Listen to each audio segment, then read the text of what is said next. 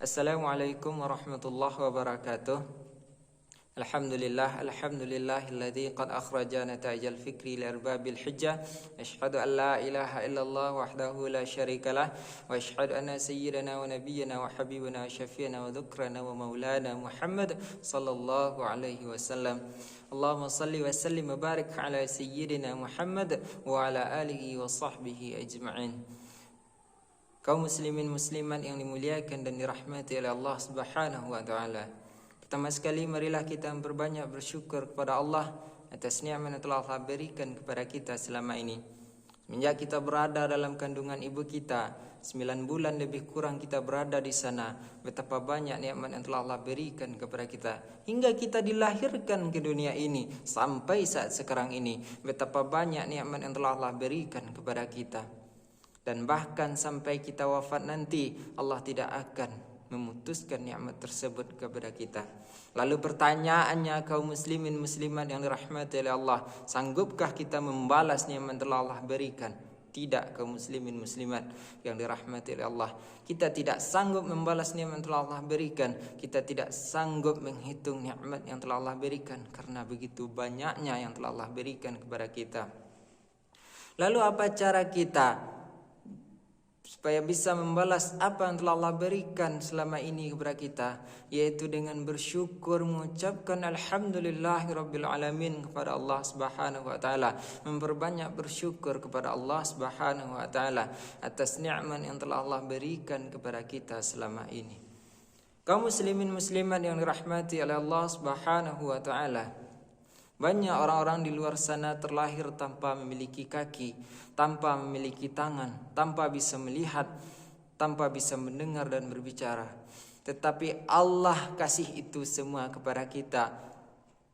Allah berikan kita 2 kaki, 2 tangan, bisa melihat, bisa mendengar dan bisa berbicara. Lalu syukurilah nikmat tersebut kaum muslimin muslimat yang dirahmati oleh Allah Subhanahu wa taala. Lalu apa bentuk rasa syukur kita kepada Allah Subhanahu wa taala atas apa yang telah Allah berikan, yaitu berbagi kepada orang-orang yang membutuhkan atas rezeki yang kita miliki. Allah kasih kita rezeki yang berlebih, nikmat yang berlebih. Bantu orang-orang yang ada di sekitar kita, bantu orang-orang yang membutuhkan. Analoginya kaum muslimin muslimat yang dirahmati oleh Allah Subhanahu wa taala. Di Israel ada 2 tempat yang terkenal, masyhur, yaitu Laut Mati dan Danau Galilea. 2 tempat ini sama-sama dialiri oleh air Sungai Jordan. Laut Mati mendapatkan air dari Sungai Jordan, tetapi dia tidak mau mengalirkan air yang dia dapati ke tempat-tempat yang lain. Dia tampung semuanya hingga menyebabkan rasa asin di Laut Mati itu berkali lipat. 9 kali lipat asinnya Laut Mati daripada laut biasa. Sebab itulah tidak ada binatang yang bisa hidup di sana, hewan-hewan laut yang bisa hidup di sana, karena begitu asinnya air Laut Mati. Berbeda ceritanya dengan Danau Galilea, kaum muslimin muslimat yang dirahmati Allah Subhanahu wa taala.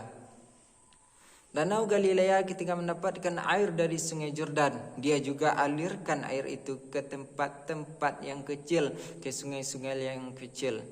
Sebab itulah tumbuh penghijauan, hidup hewan-hewan laut, hidup ikan segala macam.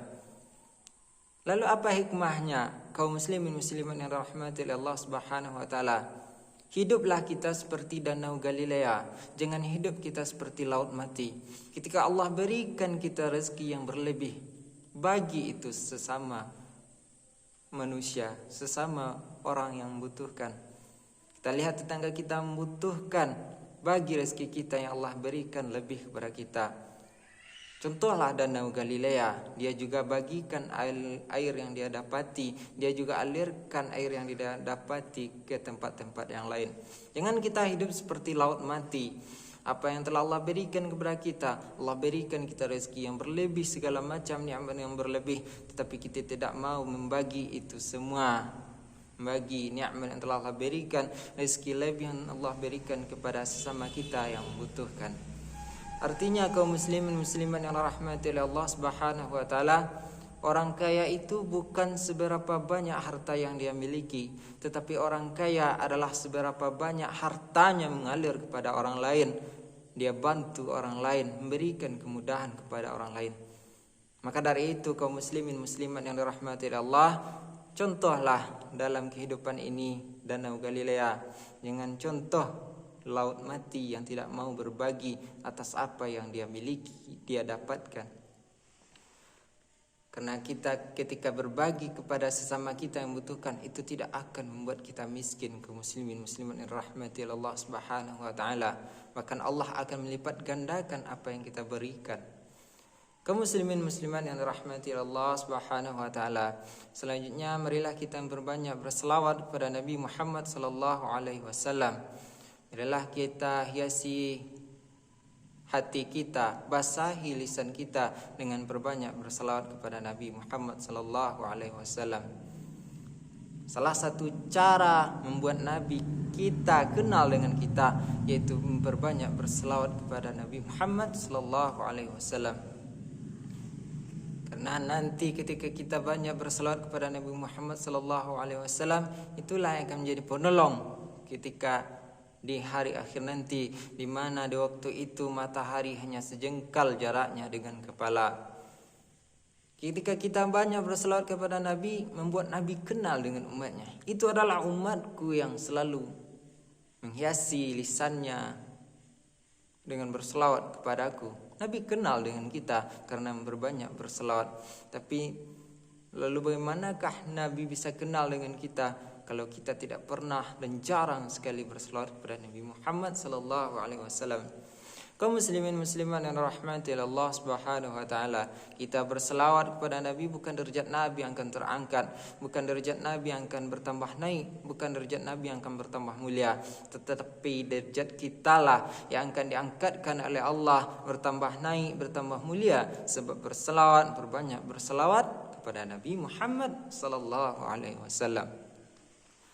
Kaum muslimin muslimat yang dirahmati Allah Subhanahu wa taala, adapun judul yang akan kita angkatkan pada kesempatan kali ini yaitu bukti nyata Allah muliakan orang yang menuntut ilmu. Ada suatu kisah kaum muslimin muslimat yang dirahmati Allah Subhanahu wa taala. Di Damaskus sana hidup seorang penggali kubur yang bernama Abdurrahman. Dia bekerja di pemakaman yang bernama Dahdah, yang mana di pemakaman ini dikuburkan para ulama, aulia dan syuhada. Suatu ketika ada seorang wanita dan beberapa orang datang kepada Abdurrahman dengan membawa satu jasad, meminta Abdurrahman untuk menguburkan jasad ini. Ketika hendak Abdurrahman menguburkan, memasukkan jasad ini ke dalam liang lahat, maka Abdurrahman seketika melihat pemandangan yang sangat indah seperti taman yang ada digambarkan dalam surga.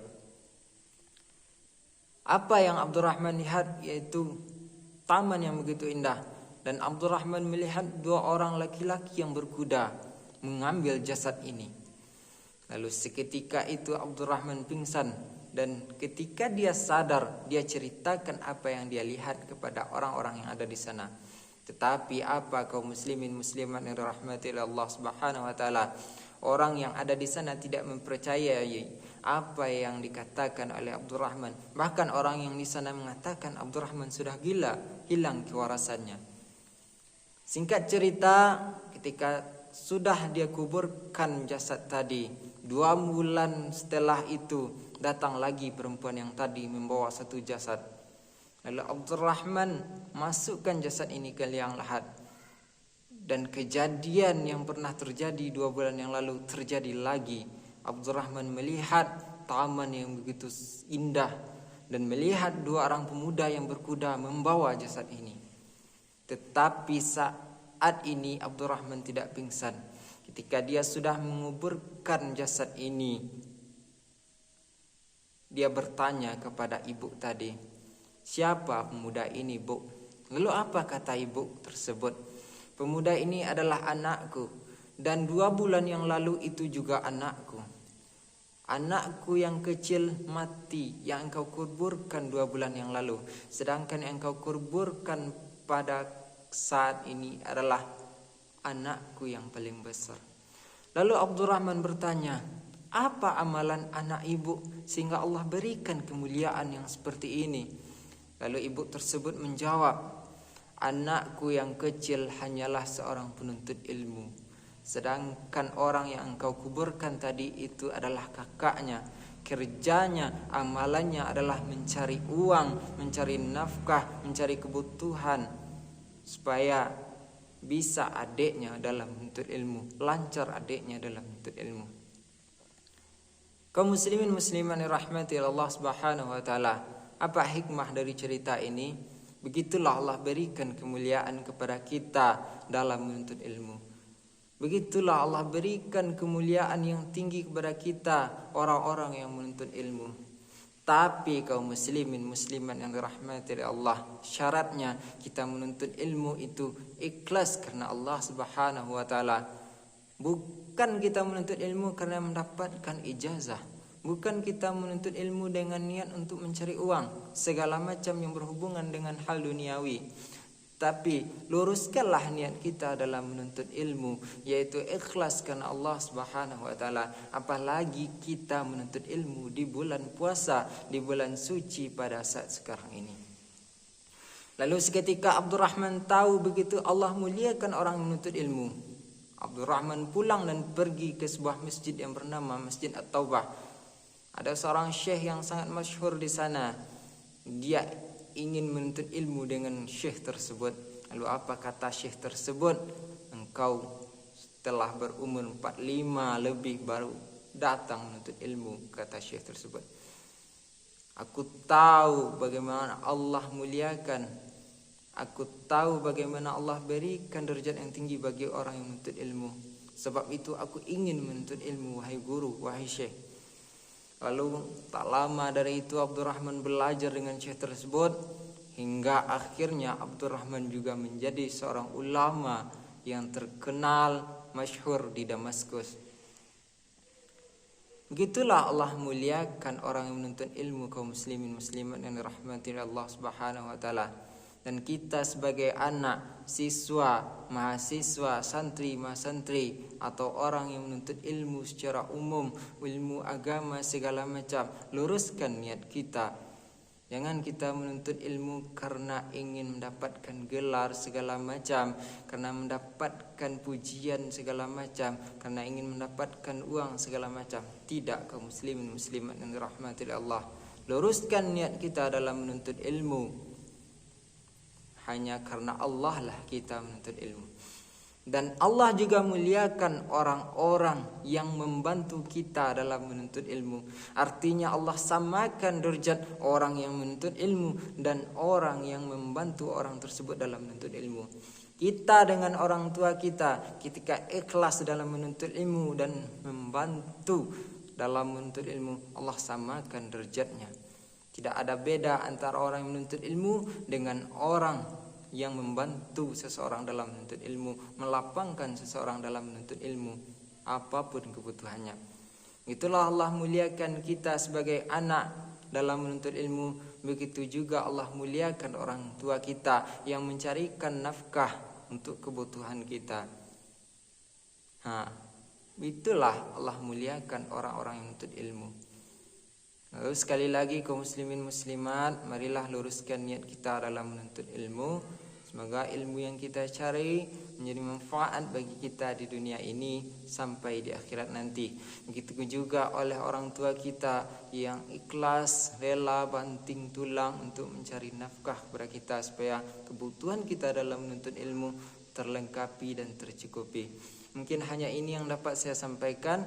Wabillahi taufik ila aqwamit thoriq. Assalamualaikum warahmatullahi wabarakatuh.